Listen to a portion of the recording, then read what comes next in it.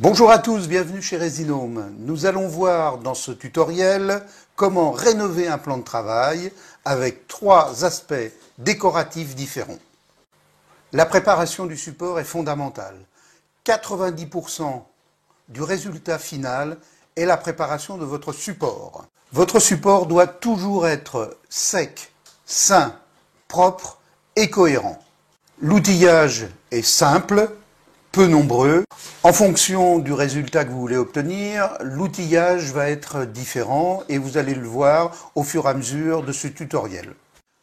Donc commencez par dégraisser votre plan de travail avec un nettoyant dégraissant et ensuite, dans la plupart des cas, et il vaut mieux poncer votre support pour casser la brillance si on est sur un ancien carrelage, sur un plan stratifié ou autre. Toujours un coup de ponçage, ça vous permettra d'avoir quelque chose de bien propre et de bien égal. Première solution pour rénover votre plan de travail, c'est la résine époxy en film mince en 2 couches et ça sera la version la plus économique.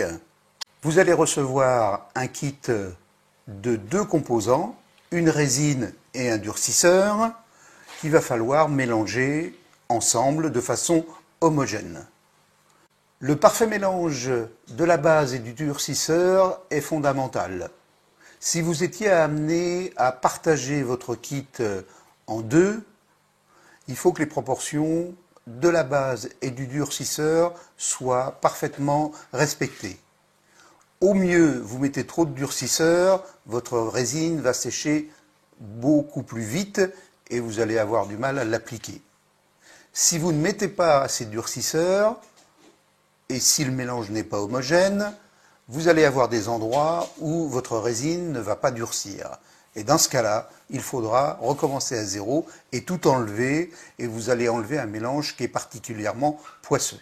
Donc je vous recommande d'être très vigilant sur cette étape. Une fois que votre mélange est parfaitement fait, vous allez verser votre résine dans un petit bac à peinture et utiliser un manchon lacqueur ou mousse pour appliquer votre résine.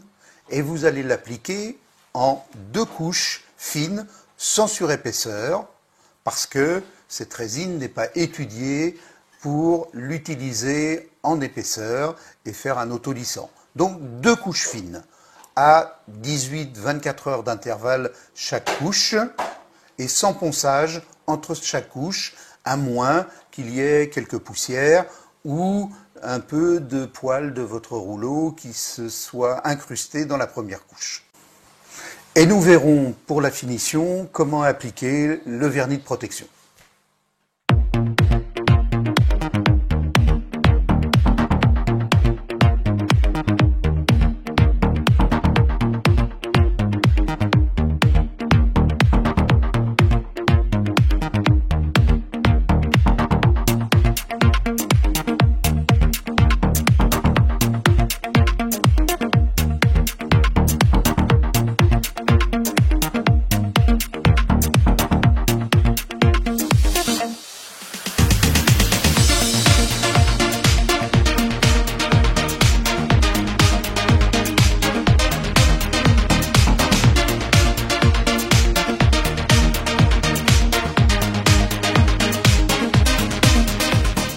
La solution numéro 2 est la rénovation de votre plan de travail avec une résine époxy effet béton ciré. Vous allez recevoir un kit avec 3 composants, toujours une base et un durcisseur époxy et une poudre que vous allez mélanger ensuite pour donner de l'épaisseur et pouvoir appliquer votre effet béton ciré. Je vous recommande sur la poche de durcisseur, vous verrez peut-être un peu de dépôt dans cette poche blanchâtre, de bien malaxer cette poche avant de mélanger la base et le durcisseur, de façon à ce que l'ensemble soit bien homogène. Comme on l'a vu précédemment, la base et le durcisseur doivent être mélangés correctement. C'est toujours aussi indispensable pour éviter les inconvénients de tout à l'heure que nous avons évoqués. Une fois que ce mélange est fait, vous pouvez au fur et à mesure rajouter la poudre dans votre mélange de résine et de base et au fur et à mesure vous mélangez et vous rendez l'ensemble homogène, sans grumeaux, comme si vous faisiez une pâte à crêpes. Sur des petits kits, vous pouvez mélanger à la main, veillez à ce que ce mélange soit homogène, ou vous pouvez utiliser aussi une hélice peinture à 300 tours minute, pas trop vite, de façon à ce que l'ensemble soit bien mélangé et bien cohérent. Une fois que ce mélange est fait, vous pouvez commencer à appliquer sur votre plan de travail votre effet béton ciré. Vous allez utiliser une spatule enduit classique et un platoir inox qu'on appelle platoir vénitien parce qu'il a les bouts arrondis, comme vous le voyez sur la vidéo, et vous appliquez en couche fine sur votre plan de travail. Votre consommation d'effet béton ciré va être de 500 grammes par mètre carré et par couche. Donc vous allez déposer 1 kg de matière en 2 couches sur votre plan de travail. C'est un produit très souple, très facile, très agréable à mettre en œuvre. Et comme je viens de vous le dire, vous allez déposer 500 grammes. Donc il est inutile de charger beaucoup plus parce que ça ne donnera pas plus de résistance à votre produit et ça va vous coûter du coup beaucoup plus cher. Et il n'y a aucun intérêt. Si vous avez un plan de travail avec un ancien carrelage, après ponçage, dégraissage, comme nous l'avons vu, votre support doit être sec, sain, propre et cohérent. Je vous recommande particulièrement d'enduire vos joints de carrelage avec l'enduit de rebouchage et de lissage, parce que sinon vous allez avoir sur votre effet béton ciré, ou comme nous allons le voir tout à l'heure sur un effet métallisé, un phénomène de spectre, c'est-à-dire que vous allez voir en transparence les joints de carrelage, ou vous allez avoir une surconsommation de votre effet béton à cirer. Donc, avant, vous enduisez votre ancien carrelage, vous laissez durcir 18 à 24 heures votre enduit fin de rebouchage, un coup de ponçage, et ça vous permettra soit, comme nous l'avons vu, de mettre une résine multi-surface en 2 couches, votre enduit effet béton ciré, et votre autolissant métallisé que nous allons voir un petit peu plus tard. À la fin, nous allons voir aussi comment appliquer le vernis de protection qui lui est complètement indispensable sur l'effet béton à cirer. Solution 3, rénovation avec une résine autolissante métallisée. Effet moderne, original, garanti. Comme nous allons travailler sur un autolissant qui est extrêmement fluide, votre plan de travail doit être parfaitement de niveau, ou si c'est sur un autre support, la résine va compenser, va couler, va compenser les différences de niveau. Donc veillez bien à ce que votre support soit parfaitement de niveau. Sur votre plan de travail, pour la résine autolissante métallisée, je vous recommande de passer un primaire époxy avant pour assurer l'accrochage entre votre support, que ce soit du carrelage, du bois ou autre, et avant de mettre en œuvre la résine autolissante. En fonction de ce que vous voulez réaliser, vous avez la possibilité de cacher, de masquer et de protéger les retombées de votre plan de travail avec un scotch du type scotch américain. Donc ça va arrêter la résine et l'éviter de s'étaler et de couler partout. Ou si vous voulez faire les rebords, de la laisser, donc de protéger en dessous le plan de travail, de façon à ce que la résine vienne recouvrir les rebords de votre plan de travail. Toutefois, si vous utilisez un masquage de quelque nature qu'il soit, vous allez laisser prendre la résine 2, 3, 4 heures et ensuite enlever le masquage. Sinon, il va faire partie intégrante de votre résine et vous ne pourrez plus l'enlever ou il vous sera obligé de le découper. Une fois que votre primaire est bien sec, on va mettre en œuvre la résine autolissante métallisée. Là aussi, un kit, 2 composants, une base résine qui sera teintée en métallisé et un durcisseur, et comme les étapes précédentes, rendre homogènes les deux.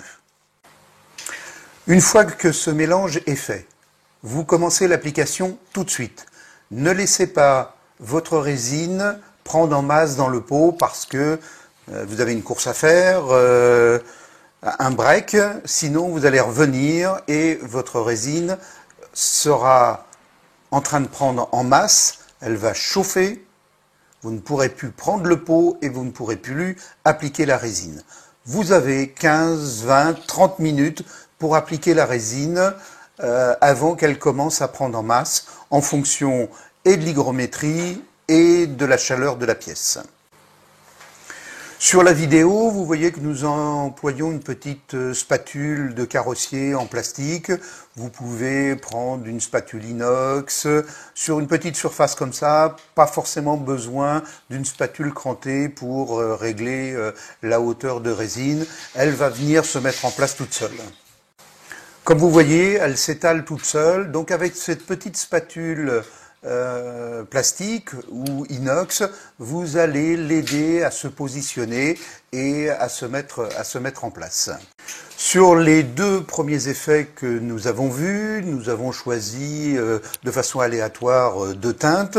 Sachez que vous avez à disposition aussi bien sur la résine époxy multi-usage que sur l'effet béton ciré, 3000 couleurs possibles et que l'effet béton ciré n'est pas obligatoirement gris.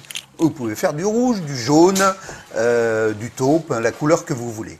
Sur les effets métallisés, vous avez 6 à 7 teintes différentes. Là, on vous a mis un effet cuivré qui est assez pétant, assez sympa, mais ça existe en noir, en blanc, en rouge, en vert et autres.